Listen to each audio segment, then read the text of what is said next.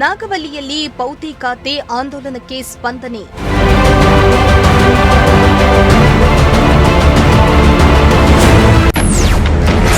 ಜನರಿಂದ good response, ನೂರಾರು ಅರ್ಜಿಗಳ ಸಲ್ಲಿಕೆ.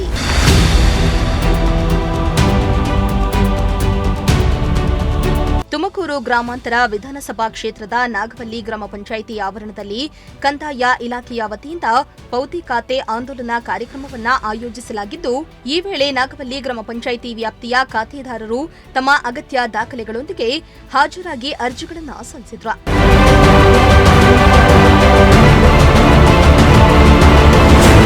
ಇನ್ನು ಈ ವೇಳೆ ರಾಜಸ್ವ ನಿರೀಕ್ಷಕ ಮಂಜುನಾಥ್ ಮಾತನಾಡಿ, ಪಿತ್ರಾರ್ಜಿತ ಜಮೀನುಗಳು ತಂದೆ ಅಥವಾ ತಾತನ ಹೆಸರಲ್ಲಿದ್ದಲ್ಲಿ, ಅವರು ಮರಣ ಹೊಂದಿದ್ದಲ್ಲಿ ವಂಶವೃಕ್ಷ, ಡೆತ್ ಸರ್ಟಿಫಿಕೇಟ್ ಹಾಗೂ ಜಮೀನಿನ ಮೂಲ ದಾಖಲೆಗಳನ್ನು ಸಲ್ಲಿಸಿದರೆ ಯಾವುದೇ ತಕರಾರಿಲ್ಲದೆ ಮತ್ತು ಕೋರ್ಟ್ ಪ್ರಕರಣಗಳಿಲ್ಲದಿದ್ದಲ್ಲಿ ಪೌತಿ ಖಾತೆ ಮಾಡಿಕೊಡಲಾಗುತ್ತೆ. ಈ ಪೌತಿ ಖಾತೆ ಕಾರ್ಯ ಸಂಪೂರ್ಣವಾಗಿ ಉಚಿತವಾಗಿದ್ದು, ಇದಕ್ಕಾಗಿ ಯಾವುದೇ ಹಣ ನೀಡುವ ಅಗತ್ಯವಿಲ್ಲ ಎಂದು ತಿಳಿಸಿದ್ದಾರೆ. ಈಗ ಸರ್ಕಾರ ಇತ್ತೀಚೆಗೆ ವಿನೂತನವಾಗಿ ಈ ಪೌತಿ ಖಾತೆ ಯೋಜನೆ ಅಂತ ಹೇಳ್ಬಿಟ್ಟು ಮಾಡಿದ್ದಾರೆ. ಈ ಪೌತಿ ಖಾತೆಯ ಉದ್ದೇಶ ಏನಂದ್ರೆ, ನಮ್ಮ ಖಾತೆಗಳಲ್ಲಿ ರೈತರು ಮರಣ ಹೊಂದಿರುವ ರೈತರ ವಾರಸುದಾರರಿಗೆ ಈ ಪೌತಿ ಯೋಜನೆಯಲ್ಲಿ ಅವರಿಗೆ ಖಾತೆ ಬದಲಾವಣೆನ ಮಾಡಿಕೊಡುವಂಥದ್ದು.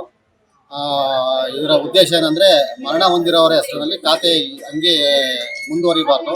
ಸರ್ಕಾರ ಸೌಲಭ್ಯಗಳಾಗಲಿ, ಕೃಷಿ ಇಲಾಖೆ ಸೌಲಭ್ಯಗಳು, ಆಮೇಲೆ ಬ್ಯಾಂಕ್ ಸಾಲ, ಇತರೆ ಸೌಲಭ್ಯಗಳು, ಎಲ್ಲ ಸೌಲಭ್ಯಗಳು ಎಲ್ಲ ಜನಸಾಮಾನ್ಯರಿಗೆ ತಲುಪಬೇಕು ಅನ್ನೋ ಉದ್ದೇಶದಿಂದ ಸರ್ಕಾರ ಈ ಪೌತಿ ಯೋಜನೆಯಲ್ಲಿ ಮೃತ ಹೊಂದಿರೋ ವಾರಸುದಾರರಿಗೆ ಖಾತೆ ಬದಲಾವಣೆ ಮಾಡಲು ಅವಕಾಶವನ್ನ ಮಾಡಿಕೊಟ್ಟಿದೆ. ಏನೇನು ಬೇಕಾಗುತ್ತೆ?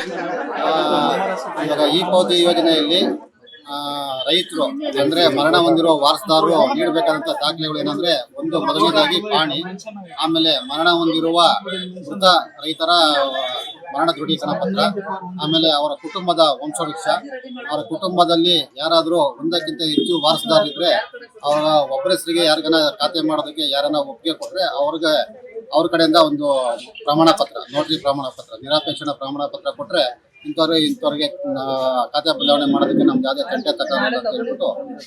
ಇನ್ನು ಮುಂದುವರೆದು ಮಾತನಾಡಿದ ಅವರು, ಹೆಬ್ಬೂರು ಹೋಬಳಿಯಲ್ಲಿ ಈಗಾಗಲೇ ಸುಮಾರು 13,000 ಪೌತಿ ಖಾತೆ ಅರ್ಜಿಗಳು ಬಾಕಿ ಇದೆ. ಅಲ್ಲದೆ ಹೆಬ್ಬೂರು ಹೋಬಳಿಯಲ್ಲಿ ಒಟ್ಟು 10 ಗ್ರಾಮ ಪಂಚಾಯಿತಿಗಳಿದ್ದು, ಪ್ರತಿ ಸೋಮವಾರ ಒಂದೊಂದು ಗ್ರಾಮ ಪಂಚಾಯಿತಿಯಲ್ಲಿ ಈ ಆಂದೋಲನ ಕಾರ್ಯಕ್ರಮ ನಡೆಸಲಾಗ್ತಾ ಇದೆ ಎಂದಿದ್ದಾರೆ. ತಮ್ಮ ಹೆಸರಲ್ಲಿ ಜಮೀನಿನ ಖಾತೆ ಇದ್ರೆ ಬ್ಯಾಂಕ್ ಸಾಲ, ಕೃಷಿ ಇಲಾಖೆಯ ಯೋಜನೆಗಳು ಹಾಗೂ ಸರ್ಕಾರದ ವಿವಿಧ ಸೌಲಭ್ಯಗಳನ್ನು ಪಡೆಯಲು ಅನುಕೂಲವಾಗುತ್ತೆ ಎಂದಿದ್ದಾರೆ. ಇದು ಏನಾಗಿದೆ ಅಂದ್ರೆ, ಈಗ ನಮ್ಮ ಕಂದಾಯ ಸಚಿವರು ಪ್ರತಿ ಗ್ರಾಮಾಡಳಿತಾಧಿಕಾರಿಗಳಿಗೆ ತಿಂಗಳಿಗೆ ಮಿನಿಮಮ್ 100 ಪೌತಿ ಖಾತೆಗಳನ್ನ ಮಾಡಬೇಕು ಅಂತ ಹೇಳ್ಬಿಟ್ಟು ಗುರಿಯನ್ನ ನೀಡಿದ್ದಾರೆ. ಆ ಗುರಿಯನ್ನ ನಾವು ಸಾಧಿಸುವ ಉದ್ದೇಶದಿಂದ ಏನ್ ಮಾಡ್ತಾ ಇದೀವಿ, ಪ್ರತಿ ಗ್ರಾಮ ಪಂಚಾಯತ್, ಇವಾಗ ಇಬ್ಬರು ಹೋಬಳಿಯಲ್ಲಿ 10 ಗ್ರಾಮ ಪಂಚಾಯತ್ ಇದೆ.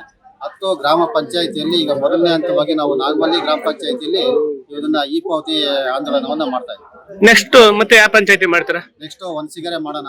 ಒಂದಸಿಗೆರೆ ಗ್ರಾಮ ಪಂಚಾಯತಿಯಲ್ಲಿ ಮಾಡ್ತಾ ಇದ್ದೀವಿ. ಯಾವ ದಿವಸ ಇಟ್ಕೊಂಡಿದ್ದೀರಾ? ಪ್ರತಿ ಸೋಮವಾರ, ವಾರದ ಪ್ರತಿ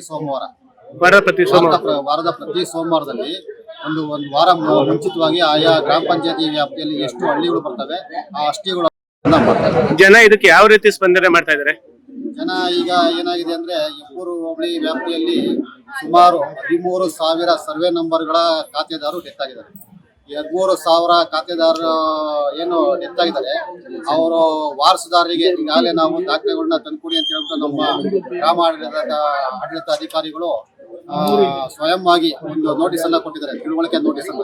ಯಾವ ತರ ಅಂದ್ರೆ, ಇಂತಿಂತ ದಾಖಲೆಗಳನ್ನ ಸಲ್ಲಿಸಿ ನೀವು ಪೌತಿ ಖಾತೆನ ಮಾಡ್ಕೊಳ್ಳಿ ಅಂತ ಹೇಳ್ಬಿಟ್ಟು ನೋಟಿಸ್ ಅನ್ನ ಕೊಟ್ಟಿದ್ದಾರೆ. ಆ ನೋಟಿಸ್ ಕೊಟ್ಟರು ಸಹ ಇಲ್ಲಿವರೆಗೂ ಜನ ಕೇವಲ ಬೆರಳಿಗೆ ಎಣಿಕೆಯಷ್ಟು ಮಾತ್ರ ಬಂದು ದಾಖಲೆಗಳನ್ನು ತಂದುಕೊಟ್ಟು ಖಾತೆ ಮಾಡಿಸ್ಕೊಳ್ತಾ ಇದ್ದಾರೆ.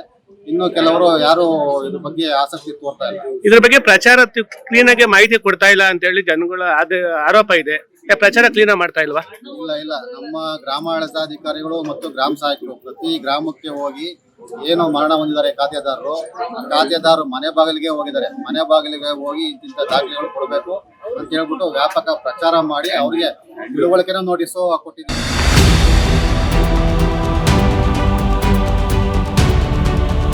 ಇನ್ನು ಈ ವೇಳೆ ಉಪ ತಹಸೀಲ್ದಾರ್ ಭೂಮೇಶ್ ನಾಯಕ್, ರಾಜಸ್ವ ನಿರೀಕ್ಷಕ ಮಂಜುನಾಥ್ ಹಾಗೂ ಗ್ರಾಮ ಲೆಕ್ಕಾಧಿಕಾರಿಗಳು ಹಾಜರಿದ್ದು ಸಾರ್ವಜನಿಕರಿಂದ ಅರ್ಜಿಗಳನ್ನು ಸ್ವೀಕರಿಸಿದ್ರು.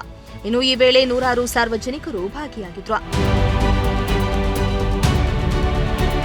ಶ್ರೀನಿವಾಸ ಸೊಪ್ನಳ್ಳಿ, ಪ್ರಜಾಶಕ್ತಿ ಟಿವಿ, ತುಮಕೂರು.